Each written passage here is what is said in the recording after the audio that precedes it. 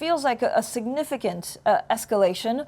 Does the U.S. and the U.S. actually, and President Biden gave the blessing to Vladimir Zelensky to use these very big missiles a couple of days ago. Does that come with the guarantee that if Russia escalates, the U.S. is there to protect them?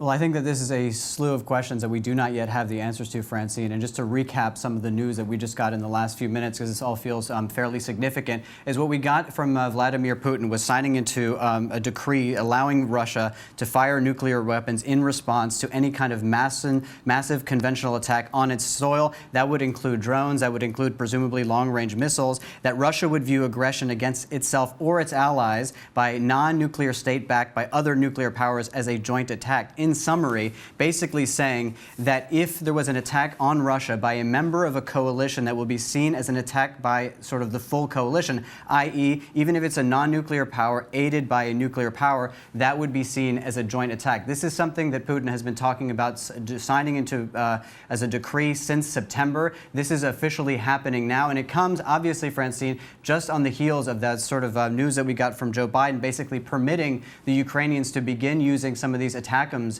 within Russian territory in the Kursk region, not sort of all across Russia, but within that region. They have a range of about 300 kilometers. And this is coming at a time right now when we understand, again, from Ukrainian news agencies, that those first missiles have been deployed. So what we are getting this morning in the last few minutes is Putin, on the one hand, signing a decree that says that any sort of coalition strike that is backed by a nuclear power, even if it's by Ukraine, non-nuclear, striking within Russia, could see a nuclear response. Again, that is why there is seen a huge move into the haven assets over the last few minutes. You can see it on the sort of German bonds have been being bought up. You see the euro moving, you see gold moving, you see everything moving, because there's a lot of uncertainty as to what this means. Again, when we think about the possible red lines in Ukraine and when they are drawn, this sort of goes back to what we've been hearing from Olaf Scholz, who has been much more reticent, for one, to support any of these strikes within Russia, presumably to try to avoid a situation that could escalate severely.